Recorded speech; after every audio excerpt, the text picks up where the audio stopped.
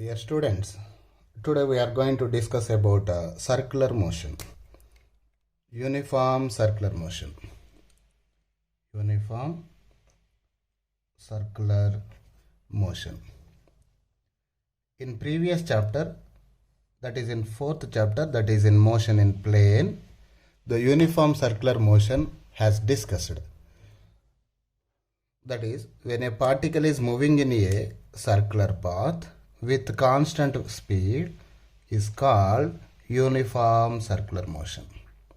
See, let us take a circular path like this, and if this is the radius of the circle, center of the circle O, consider at this point the particle has a speed of v, and at this particle the particle will have same speed. At this point also the particle will have same speed. At this point also the particle will have same speed. That is, throughout the circular motion the speed is constant. If a speed of a particle is constant, which is moving in a circular path, such a motion is called as the uniform circular motion. And here, as the speed is constant, tangential acceleration equal to 0. We discussed already, acceleration comes into picture when there is change in velocity. Velocity changes either in direction of velocity, or velocity changes either in magnitude of velocity. If magnitude of velocity changes, a tangential acceleration come into picture. Magnitude of velocity changes, in such case tangential acceleration come into picture. Tangential acceleration comes into picture. Tangential acceleration is nothing but in a given fixed direction. In straight line motion we have discussed about this. In straight line motion direction is fixed. So there is no change in direction of velocity. In straight line only magnitude of velocity, that is speed, has to be changed in order to create acceleration. So tangential acceleration exists if magnitude of velocity changes. And if direction of velocity changes, normal acceleration comes into picture. Normal acceleration comes into picture. Okay, as here magnitude of velocity, that means speed is constant. In this case, in uniform circular motion, speed is constant. So change of speed is 0. That is, acceleration is 0 with respect to time. That is, change in speed with respect to time equal to 0. That means as speed is constant here in uniform circular motion, therefore tangential acceleration will become 0 in this case. In this uniform circular motion, tangential acceleration equal to 0. In what direction the tangential acceleration will be pointed? The tangential acceleration pointed in the direction of velocity. Tangential acceleration will be along the direction of velocity. But here, as the magnitude of velocity or speed is constant, tangential acceleration is 0 always in uniform circular motion. Tangential acceleration 0. So what acceleration exists here? As every time here the direction of velocity is like this, upward. So in order to find out the direction of velocity on a curved path, we need to draw a tangent onto the curve. So here the tangent gives us the direction of velocity. Here the direction of velocity is upwards. At this point direction of velocity is leftwards. At this point direction of velocity is downwards. At this point direction of velocity is right side. So everywhere the direction of velocity is changing here. As the direction of velocity changes, which acceleration comes into picture? Yes, normal acceleration comes into picture everywhere. The word itself indicates normal means perpendicular acceleration. Perpendicular means that acceleration is perpendicular to velocity. So perpendicular to velocity means this always points in this direction. So perpendicular to velocity is nothing but two words like this: normal acceleration. Perpendicular to velocity, that means normal acceleration. Here the normal acceleration is nothing but perpendicular to acceleration, perpendicular to velocity. This is normal acceleration.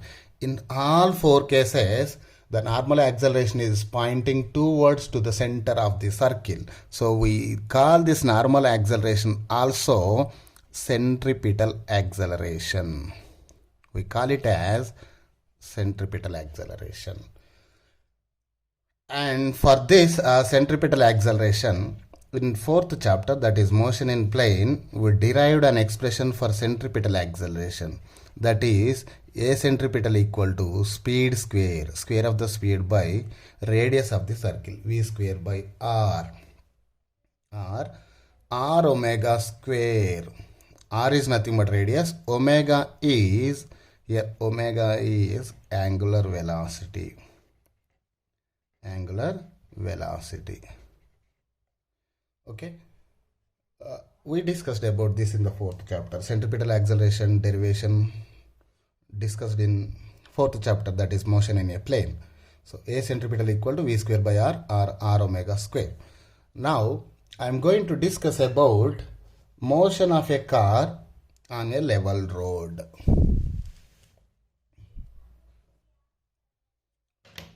Motion of a car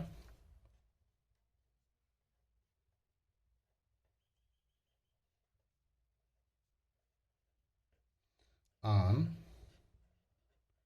level road.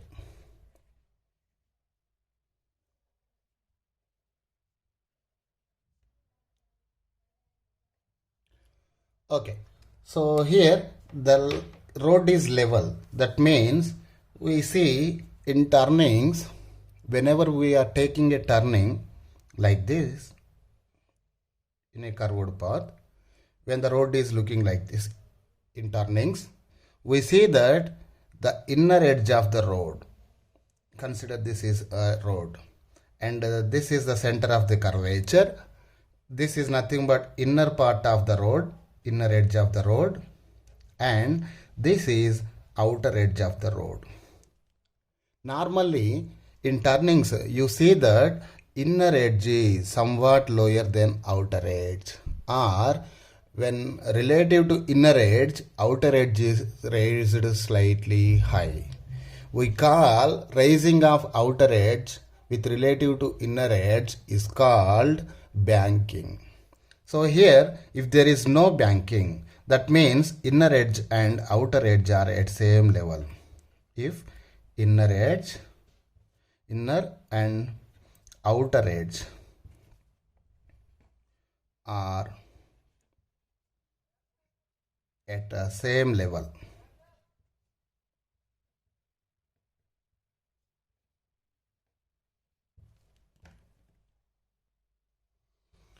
so we are going to discuss about motion of a car on a level road. That means inner and outer edges are at same level, like this. Inner and outer edges are at same level. So a car is moving like this. Consider this is a car, right? So on a car, how many forces are acting here? One is gravitational force acting downwards, mg, and another is a normal force that is pointing upwards. And what other force? If there is no friction force on a level road, if there is no friction force, this car will skid away from the road. It will move in a tangential direction. If there is no frictional force, car will skid away from the center of the curvature. So in order to avoid the skidding away from the center of the curvature, there should be a frictional force that must oppose the skidding motion. So skidding motion is outside, so the frictional force must be towards center, that is opposite to skidding motion.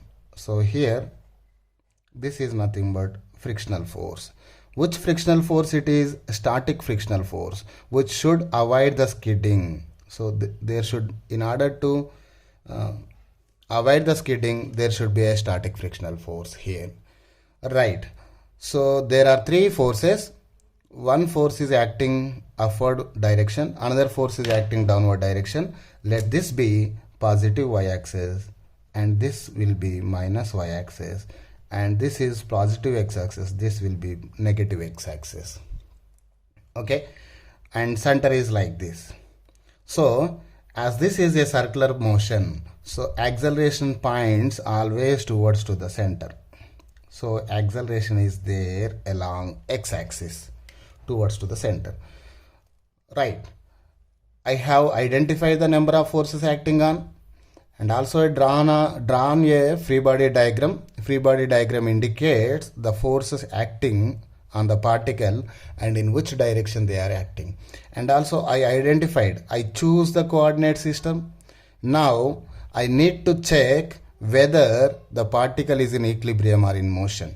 In y-axis there is no motion, the particle is in equilibrium in y-axis. So if the particle is in equilibrium in y-axis, we need to apply condition of equilibrium, that is sigma Fy equal to 0. That is Newton's first law of motion, right? Sigma Fy equal to 0. Sigma Fy means summation of forces acting along y-axis. One force acting along y-axis is normal force. Summation means plus. And another force acting along y-axis is mg. Mg is acting downwards, so it is minus mg, which is equal to 0. From here we will get n equal to mg. N equal to mg. Normal force n equal to mg. And what are the other forces that are acting along x-axis? Only static friction force is acting along x-axis. That static friction force is also pointing in negative y direction. Sorry, negative x direction. So Fs, as it is pointing along negative x direction, I am keeping it as minus Fs. We know as the particle is accelerating along x-axis, so we need to use summation of forces along x-axis equal to m into ax. That is Newton's second law of motion. So what are the forces acting along x-axis? Only static friction force is acting, that is minus Fs. Minus Fs equal to m into a. What is the acceleration that is acting? Centripetal acceleration, because it is acting towards to the center of the circle. So m into acceleration is nothing but here a centripetal, and centripetal is also acting along negative x direction, so minus mac. So see here, so minus Fs equal to minus mac. Okay, this negative and negative sign cancels each other. We'll get Fs is nothing but, in previous class we discussed that static friction force equal to mu s into n. Okay, Fs is nothing but mu sn. Here Fs is equal to mu sn, we know. Therefore I am substituting in the place of Fs as mu s into n equal to m into a centripetal. A centripetal is nothing but, the equation for centripetal acceleration is v square by r. So mv square by r. Now here mu s, and here n is nothing but n equal to mg. We got n as m into g equal to mv square by r. Here m and m get cancels. Okay, m and m get cancels. So here v maximum, v square is equal to, we will get rg, mu s is there, r comes to this side, mu s rg. So here the maximum speed that we have to take, that we have to move with on a circular motion, on a circular part of the road or on a turning, if there is no elevation on a level road, the maximum velocity is given by, when square comes to this side, it will become under root, square root, V maximum equal to square root of mu s r g. So this is an expression for maximum speed that we need to take on a circular road, but it is not elevated, circular road with level. Okay, V maximum equal to mu s r g. Here mu s is nothing but coefficient of static friction, r is radius of the curvature of the circular part, and g is acceleration due to gravity. Now we are going to discuss about motion of a car on a banked road.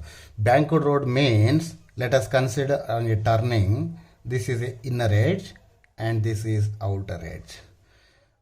Banking means the outer edge must be raised somewhat higher than inner edge.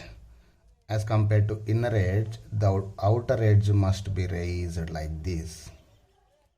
Okay, by an angle of theta. The outer edge is raised by an angle of theta with respect to inner edge. We call this theta as banking angle. Theta is nothing but banking angle here. Let the turning is looking like this. Turning is looking like this. Turning is taking place like this. So the center of curvature will be this side. Center of curvature will be this side. See, I am taking a particle or car moving on a banked road like this. We need to identify how many forces are acting on it first. So first one is the gravitational force that is acting straight downwards. This is nothing but mg. Okay, another force that is acting perpendicular to the surface, that perpendicular force we call it as normal force. Perpendicular force is nothing but normal force. I am drawing dotted lines against to normal force, opposite to normal force. We know this angle is theta. I discussed in previous class how it would become theta, right? Okay, so I am extending this downward line like this. Opposite to mg, I am writing another line. So as this angle is theta, this also will be theta. Alternative angles. This also will be theta, right? So see here, I am drawing a line which is perpendicular to mg like this. As this angle is theta, this also might be theta, isn't it, right? This also might be theta. So this angle is theta, so this will be theta, right? If there is no friction, this car will skid away from the road. In order to avoid skidding force, skidding nature, skidding motion, there should be a frictional force that opposes the skidding. So frictional force must be opposite to skidding, that is towards like this. This is nothing but static frictional force. So resolve static frictional force into components. The adjacent side of the theta will become in terms of cos theta. So magnitude is Fs and angle is theta. So adjacent side will become Fs cos theta. And for this, the opposite side is this one. Opposite side to theta is nothing but this one. That is downward direction. So this is nothing but, again here I am writing Fs sin theta. Fs cos theta is like this and Fs sin theta is downward like this. Okay. And now this n is making an angle of theta with these dotted lines. I am resolving n into components. The component which is along the adjacent side will be in terms of cos theta, because cos theta is nothing but the adjacent side by hypotenuse. So this term will be n cos theta. This is n cos theta. Okay, and opposite side to this theta is nothing but this one, like this is the opposite side. So in this direction we will get n sine theta. Okay, so what are the forces acting towards to the center of the circle? One force is Fs cos theta term, another is n sin theta term. Fs cos theta and n sin theta term. So here acceleration is always pointing towards to the center. That means here in the direction of these two forces, Fs cos theta and n sin theta, acceleration is there. That acceleration is nothing but a centripetal acceleration. Okay. Is there any motion in y direction? Consider here this as the y direction, positive y. So mg will be along minus y direction. So consider this as the plus x-axis. So here f cos theta and n sin theta are along minus x-axis. Okay. So now I am applying Newton's laws of motion. That is, I am applying Newton's first law of motion along y-axis. Now along y-axis.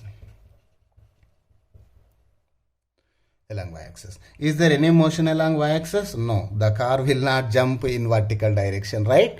So as there is no motion along y-axis, we say that the particle is in equilibrium along y-axis. Sigma Fi equal to 0. So what are the forces that are acting along y-axis? One force that is acting along positive y-axis is n sin theta. And another forces are f sin theta is acting downwards. Mg is also acting along negative y-axis. So these are the three forces. 1, 2, 3. These three forces are acting along y-axis. Some are one is acting in positive y direction, other two are acting in negative y direction. So sigma Fi equal to 0. That means summation of forces along y-axis. That means I am taking n cos theta. Summation means plus. Another force acting along y-axis is f sin theta, but which is pointing in negative y direction. So minus fs sin theta, and summation is nothing but plus. What is other force? Mg is also acting in y direction, but it is along minus y direction. So minus mg equal to 0. Now, okay, we know that n cos theta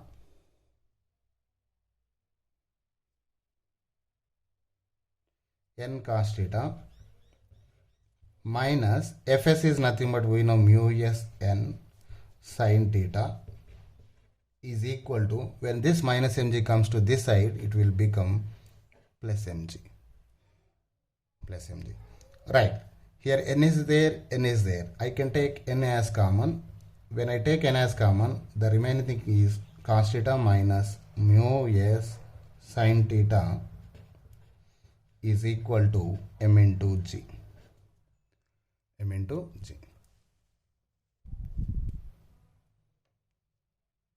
Right. So here n is equal to, we will get mg divided by cos theta minus mu s sin theta. Cos theta minus mu s sin theta. Let this as equation number 1.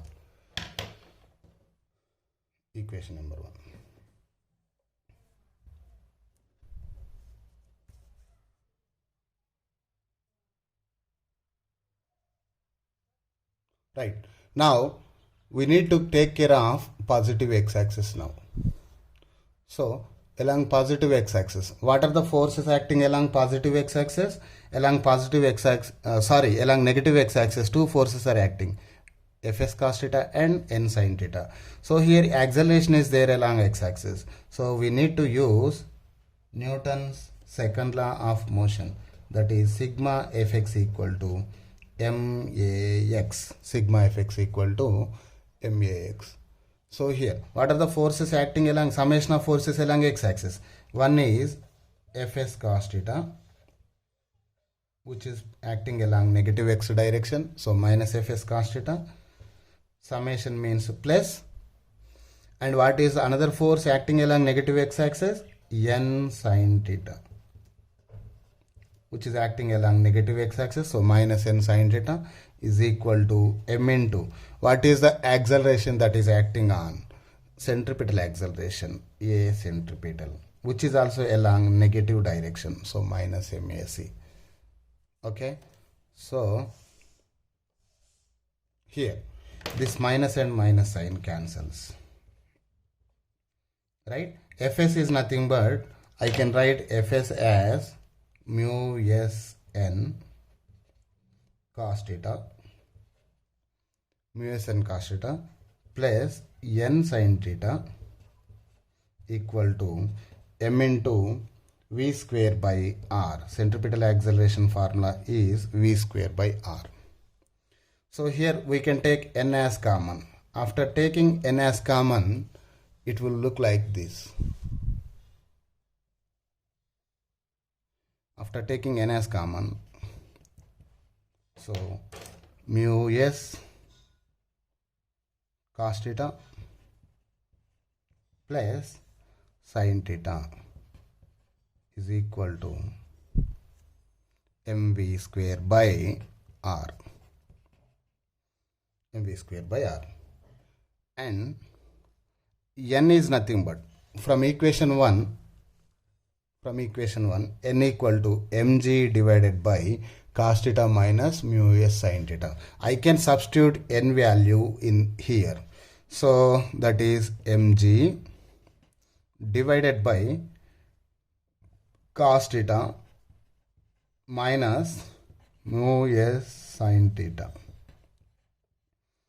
into here mu s cos theta plus sin theta equal to mv square by r equal to mv square by. This m and m get cancels. Okay, so here we will get v square is equal to this r comes to this side. So now I am cross multiplying this equation. V square equal to rg, r comes to this side, rg into mu s cos theta plus sin theta divided by cos theta, this one, cos theta minus mu s sin theta, cos theta minus mu s sin theta. So numerator mu s cos theta plus sin theta is there, denominator cos theta minus mu s sin theta is there. I am dividing denominator and numerator with same terms, cos theta and cos theta.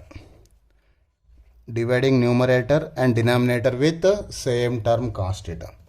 Okay, now v square will become v square equal to rg into mu s, here cos theta by cos theta, cos theta by cos theta plus sin theta by cos theta. Numerator, I am writing numerator terms, sin theta by cos theta divided by here cos theta by cos theta. I am writing denominator term right now, cos theta by cos theta minus mu s sin theta by cos theta, sin theta by cos theta. Okay, so cos theta and cos theta cancels.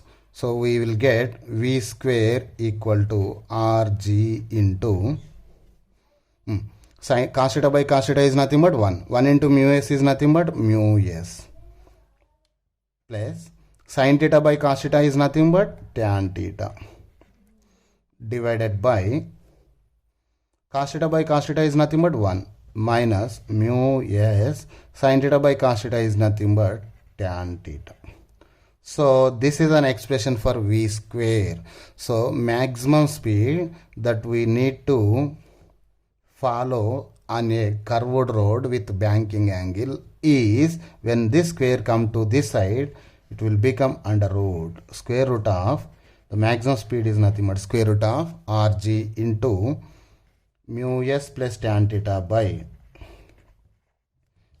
1 minus mu s tan theta. This is an expression for maximum speed on a banking road. In rainy season, the friction decreases. The road will be slippery. So consider that in ideal case, there will be no friction. If no friction is there, if no friction on the road, no friction means coefficient of static friction is equal to 0. In that case, we need to take turning with lesser speed. We need to take the turning with optimum speed. Optimum speed is nothing but when there is no friction, mu s will become 0. In that case, we need to take the turning with lesser speed. That lesser speed we call it as optimum speed. So substitute mu s equal to 0 in above equation. So that equal to under root of V is equal to under root of Rg into mu s equal to 0. Keep mu s equal to 0. 0 plus tan theta divided by 1 minus 0 into tan theta is nothing but 0. Okay, so optimum speed equal to under root of Rg tan theta. Rg and numerator 0 plus tan theta is nothing but tan theta. Tan theta by 1 is nothing but tan theta. Optimum speed equal to Rg tan theta. Okay, on squaring on both sides, we will get V0 square equal to Rg tan theta. Rg tan theta. From here, tan theta equal to, we will get optimum speed V0 square by R into G. Okay, so here theta is equal to tan inverse of V0 square by R into G. V square by Rg. Here theta is called banking angle. We call theta as banking angle. If there is no friction on the road, the banking angle is given by theta equal to tan inverse of V square by Rg. V is nothing but optimum speed. Speed square. Square of the speed by radius of the circle into acceleration due to gravity. So this is an expression for banking angle.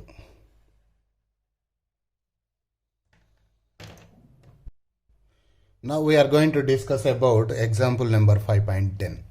Here a cyclist speeding at 18 km per hour. Speeding at 18 km per hour. Here speed is equal to speed of the cyclist. V is equal to 18 km per hour. Convert 18 km per hour into SI system of units. That is 18. 1 kilometer is nothing but 1000 meters divided by 1 hour equal to 3600 seconds. So we will get the answer in meter per second. That is SI system of units. So 0, 0 cancels. This 0 and this 0 cancels. 18 1 ja, 18 2 ja 36. That is, we will get 10 by 2. 10 divided by 2 is nothing but 5. 5 meter per second. That is, a person is taking a turn with 5 meter per second. Okay, we will read out the remaining question. Here, 18 km per hour on a level road takes a sharp circular turn of radius r equal to 3 meters and without reducing the speed. Even on the circular road also, he is moving with a speed of 5 meter per second. Okay, the coefficient of static friction between the tires and the road, coefficient of static friction mu s equal to 0.1. Will the cyclist slip while taking the turn? So even on the turning also, he is moving with a speed of 5 meter per second, not reducing the speed. We need to check whether he will skid or not. For that, the maximum speed on a level road, we got an expression for this under root of mu s rg. So V maximum speed on a level road must be under root of mu s rg. Mu s is nothing but 0.1, r equal to 3, and let G, take G as 10. So V maximum equal to 3 into 0.1, 10 into 0.1, 1, 1 into 3, 3, that is root 3. 0.1 into 3 is nothing but 0.3. 0.3 into 10 is nothing but root 3. Square root of 3. Square root of 3 is nothing but 1.732 meter per second. So on a turning, he must move with a maximum speed of 1.732 meter per second only, as per our calculations. But the person is moving with a speed of 5 meter per second on a turning. So he will skid away from the road. He will fall down. Okay? Right. As moving speed, turning speed is greater than maximum speed that we need to, the maximum limit that we need to take care of turning is 1.732 meter per second only. As turning speed is greater than maximum speed, he will skid away.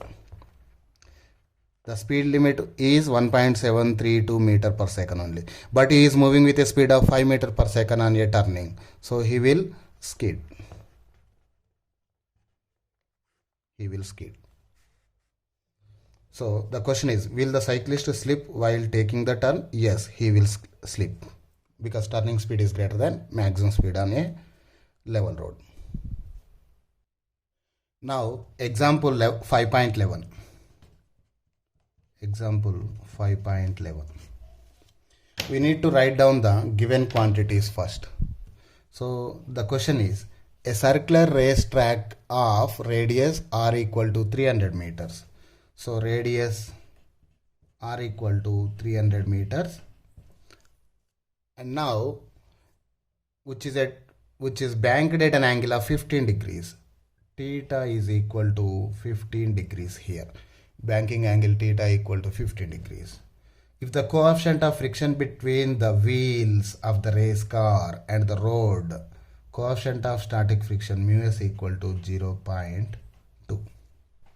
Coefficient of static friction or coefficient of kinetic friction or coefficient of rolling friction will have no dimensions, will have no units.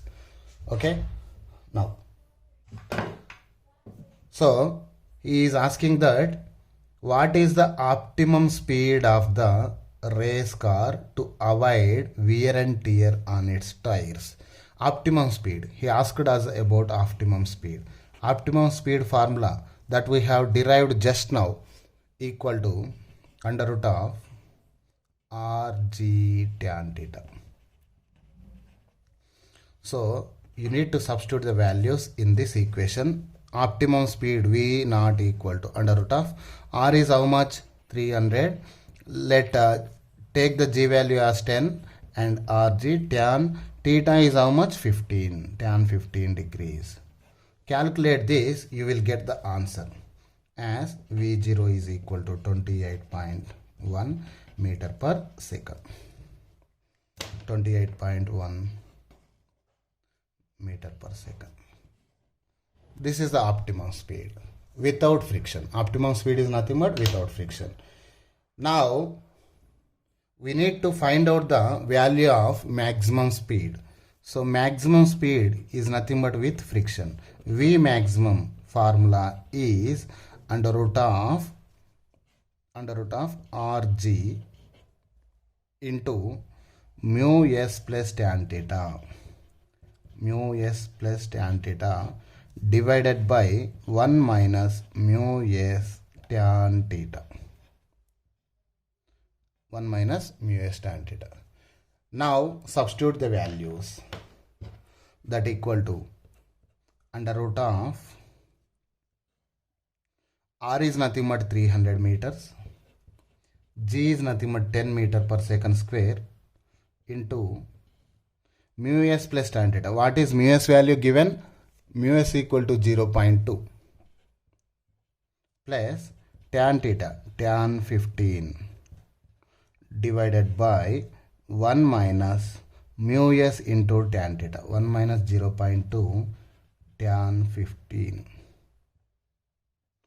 By calculating this, by using a calculator, after calculations you will get maximum speed as 38.1 meter per second. We got maximum speed is greater than optimum speed because in optimum case there is no friction. If frictional force is there, we can take a turn with more speed. That is, on a rainy seasons we need to take the turning with lesser speed because the road will be slippery. That means coefficient of static friction will be less on rainy season, so the optimum speed will be less. But if friction is there, if friction is more, the speed that we can take on the turning also will be more. Thank you. With this, fifth chapter, that is laws of motion, completed.